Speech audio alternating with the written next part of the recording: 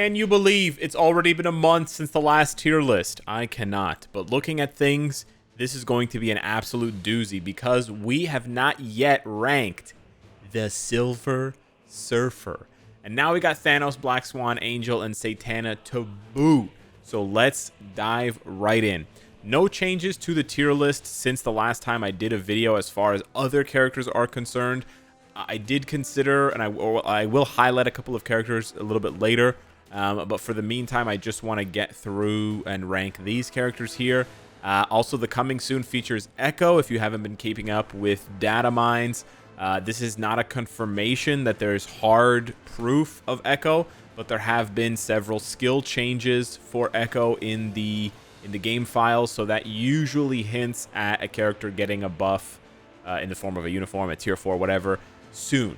Now, whether it's the next update, whether it's, 4 months down the line, who knows? The Echo Show has already come and gone, so this is really anyone's guess. But as far as, the data mines are concerned, this is really the only information we have. There's no other concrete information from data mines, at least that I've seen, for any other characters. So, kicking it off with Ronan and Silver Surfer. Ronan, not too much to talk about here. Great support, certainly a very good support. Deserves to be in the lead support god category, but not quite as strong as Morgan Le Fay, I would say, and reasonably, it's reasonable to understand that because he's not a seasonal. Ghost Panther, he's not quite as good as Ghost Panther, but I would say he's probably better than Proxima.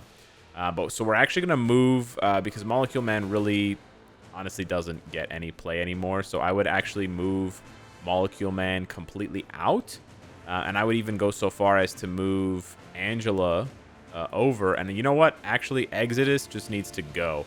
I'm actually just moving Exodus over to Please Rework, because I haven't seen him used once, and even the fact that even though I have a 5-star artifact for him, I still don't use him at all. So yeah, cleaning up this list a little bit here, but bringing in Ronan, just above Proxima, I think, is a fair place to put him. Very good support, very good lead as well, like a nice buff for universals in the leadership, but otherwise, other than that, really not bringing much to the table. But actually, he even has the artifact, so he actually has his 3 different ways to provide buffs, which is very good. But outside of that, yeah, not really doing anything besides lead support. And then we got the big Silver Surfer, absolutely dominating PvP right now. Just a menace, an absolute menace to PvP. Yeah, that is essentially what he's doing. For PvE, he's not bad. He's certainly serviceable. But the issue is for PvE is he doesn't have anywhere to shine, right? Whereas Jean Grey has days of ABX and ABL where she's needed, where she's meta, even with a PvP build. And even though Adam, his best build is sort of PvE, his best PvP build is sort of PvE with an energy, with a brilliant energy, Silver Surfer doesn't have that flexibility. So despite how strong he is, and he is very strong for PvP, I don't want to undervalue his PvP power, I'm actually going to put him in meta dominating. So I'm just making that clear here. I think overall he's better than Ghost Rider for PvP specifically, but I think Ghost Rider is better than him for PvE, so I think they sort of end up lining up, if that makes sense. Like if Silver Surfer is, a 6 out of 10 for PvE, but a 10 out of 10 for PvP, that equals 16 out of 20, and then Ghost Rider is somewhere in the range of like 8 and 8, or 9 and 7, 9 for PvE, 7 for PvP, something like that, right? So they end up being sort of more or less the same. The only reason why I'm putting Silver Surfer ahead of Ghost Rider is because of how powerful he is for PvP. And that game mode doesn't see as many changes as often as PvE does. So yeah, it's really something miraculous that Silver Surfer is doing. It's very, very, very rare that we see characters nowadays that can solo entire teams. And as good as Madeline was, she can't solo entire teams, right? Or very rarely can she solo entire teams. Silver Surfer can solo entire teams at tier 3 on auto. So it's very, very potent. It's just that he lacks... It's almost more like he lacks utility in PvE. But you could certainly make the argument for him being beyond meta. You could certainly make that argument. But I want to be a bit conservative with my tier list rankings, especially for brand new characters or characters that I've never ranked before. I don't like to go too far with their ranking. And then we come to Thanos. Now, Thanos has an awkward situation where he has a seasonal uniform and he has a uniform that's not seasonal now, that's PvP oriented. Since we're talking about seasonal uniforms, and we'll get to Angel and Satana in a minute here, it's time to highlight that I did add the seasonal uniform tag. So you can see it up here. It is a little calendar, and White Fox has it, Black Cat has it, Deadpool has it, Sin has it. I think I got all of the seasonal uniforms. There's Mysterio, there's Phil Coulson, there's Morgan Le Fay. If I missed any of the seasonal uniforms, hit me up in the comments, and I will edit this document. But yeah, I do believe that I got all of the seasonals. So yeah, all of the seasonals are there now, which is cool. I like this utility. I think it brings a lot to the game, and it also informs players. So yeah, thank you for that suggestion. That was good. And then as far as Thanos goes, I'm not sure. I think I should keep the seasonal tag because he does still have a seasonal uniform for PvE, but you know, his newest uniform is PvP, right? So that's pretty straightforward. As far as where to put him, I would say he's very strong now. But the issue with Thanos, I'm going to put him right here. The issue with Thanos is that he is essentially a more expensive version of Ghost Rider. That's really the best explanation I can give you. He's not as good as Ghost Rider. Let me put it that way. He's not as good as Ghost Rider. But what I would say is that you can almost get as much value out of Thanos as you do out of Ghost Rider, besides the Tier 4 Striker thing. However, in order to do that, you need both uniforms. So you get almost the same, you get similar value to, let's say, you know, Ghost Rider and Captain Marvel with Thanos' farmer uniform in PvE. But then you don't get any PvP value. And then if you want the PvP value, you need to get his newest Old King Thanos Wins uniform, to have similar value or a little bit better value than Ghost Rider in PvP. But then you don't get the PvE value. So it's very awkward the way that he's ranked. We almost need like a separate category for him, or an asterisk, perhaps, to say that, you know, this ranking is based on the fact that he has these really, you know, two really strong uniforms, but for completely different content. Very rarely do we see characters like this. We saw this with Spider-Man a few years ago, but it's really important to highlight because his value will shift quite dramatically if you're only looking for one particular game mode for him, and you don't have the you know, the uniform that's responsible for that. If you have the farmer uniform and you take him into PvP, you're gonna be disappointed, and you'll be like, he's not meta dominating. He should be like down here in this shit. But then on the other hand, if you take him into PvE with the new uniform, you're gonna be disappointed, and you'll be like, what the hell's going on? He's garbage for PvE with this new uniform. So upon further consideration, as I talk about it, I don't think he deserves to be up here because of the fact that you need both uniforms. So I think, yeah, I think I'm going to put him here. I think I'm actually going to put him here with Black Bolt. You guys let me know in the comments if I'm being too harsh on him, but I kind of don't like the fact that you sort of need both uniforms.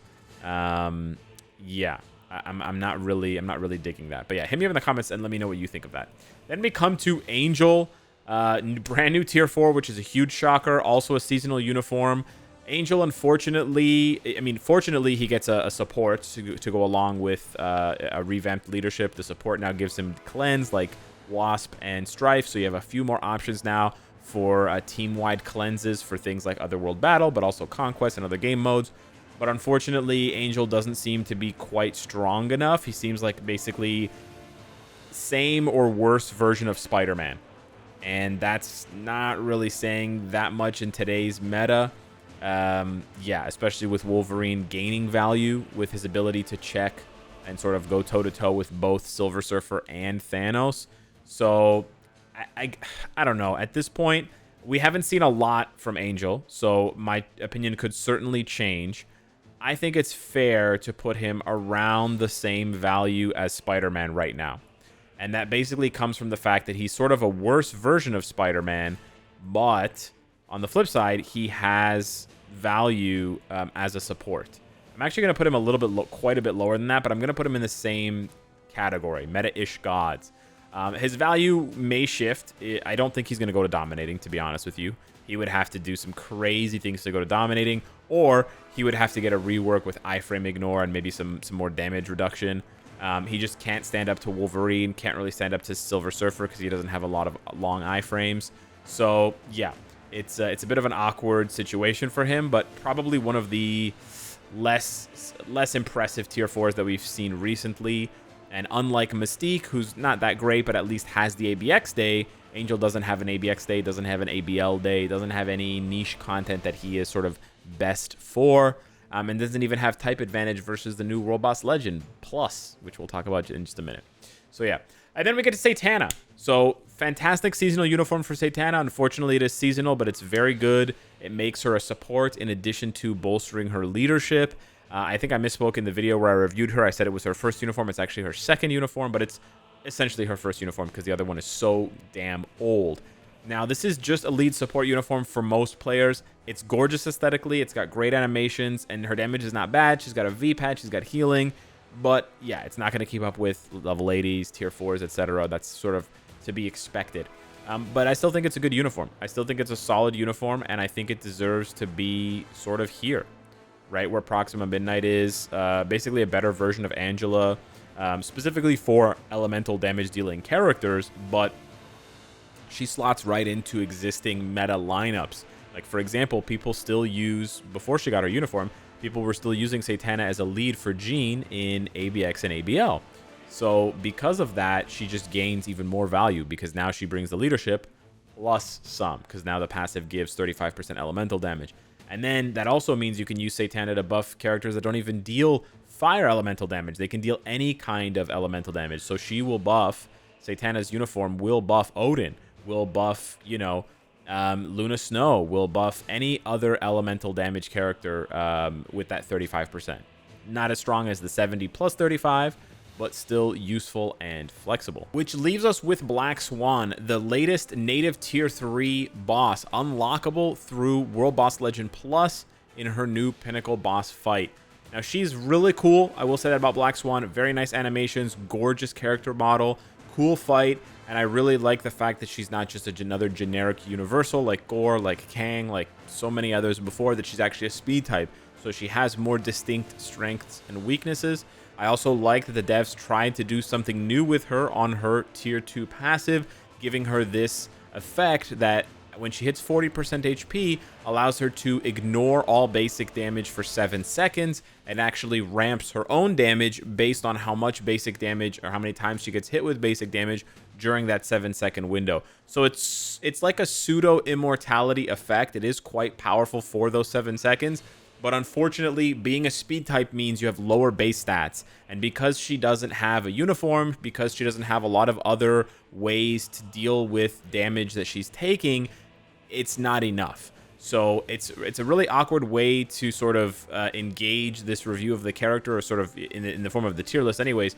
But basically, she has a lot of really cool effects. She has a really nice iframe ignore on her second skill. You know, she has cool effects and stuff like that. But she doesn't have enough defensive tools, essentially. And her damage at times can be a little bit iffy. Obviously, other characters, because they have uniforms, etc., they have a lot more defenses, a lot more layers, more HP, more defense, and things like that. But I think it's a combination of those things and maybe a bit of tweaking needed by the devs. So we've seen this a lot lately with native tier 3s. Gore needed a rework after he came out. Kang needed a rework after he came out. They don't really get it right on the first try. So I'm not surprised. I'm not totally surprised that they didn't get it right this time. I do applaud the devs for trying something new. I think that's really good, and I don't want to sully their efforts by trashing the character, but I also can't, in good faith, recommend Black Swan and say she's super meta just because she has cool new effects. Like, the cool new effects are great, the animations are stellar, but you need to balance these characters properly, and Black Swan's really not balanced properly right now, and certainly doesn't reflect the cost of building her 100+ million. So yeah, right now she sort of feels like a worse version of Black Widow, if you could put it that way. Black Widow at least has, she's better than Ant-Man, but not much better than Ant-Man. Yeah, that's where I'd probably put Black Swan right now. The reason why I compare her to Black Widow is because Black Widow has very few defensive layers. She really leans heavily on her guaranteed dodge and then her giga dodge that she has from the artifact, like Spider-Man, Miles Morales, like, you know, Angel, etc., right? So with that, she can survive, but she's just always just 1 or 2 hits away from just being clapped. right? That's Black Widow. Black Swan feels almost the same, right? And unfortunately, Black Swan doesn't have quite as much. You know, it's just kind of tough. It's just kind of tough for her right now. And I think, you know, not having tier 4, not having these additional layers of defense and things like that, uniform, etc., is holding her back. So I don't know exactly what I would do. I don't think Black Swan needs like a huge overhaul. She doesn't need like an extra iframe ignore. It's a little bit less obvious, and it's a bit more technical what Black Swan needs. I would say she probably needs more stats. She probably needs more stats, and then maybe 1 or 2 skills need a bit of a tweak in terms of the percentages. Not necessarily the number of hits, but the percentage damage that it's doing, so that she can feel a bit more impactful when she does land hits against opponents. Keeping in mind that she's only really getting an advantage versus blast types. Everybody else is neutral damage, or in the case of combats, damage reduction, like a reduction in the damage she's dealing. So that's how I feel about Black Swan. More testing is absolutely needed. This is, again, not where I hope she ends up staying. But for the time being, yeah, I can't really recommend her. On the basis of how cool she is, I want to recommend her. But yeah, no, based on how potent she is, based on conversations I've had with people that have tested her extensively, much more than myself, Commander, etc., yeah, this is basically where she sort of deserves to be. And sort of, I'd say a decent comparison is Black Widow tier 4, but then again, Black Widow has the tier 4, has the tier 4 ability, so she does have a bit more utility in that sense. But yeah, that's the tier list. I actually really hope the devs rework Black Swan a little, like tweak Black Swan a little bit. But yeah, hit me up in the comments down below. Let me know what you think of Silver Surfer, Thanos, etc. Thank you for watching. Smash the like button, it helps out the video, and I'll see you in the next one. Take care.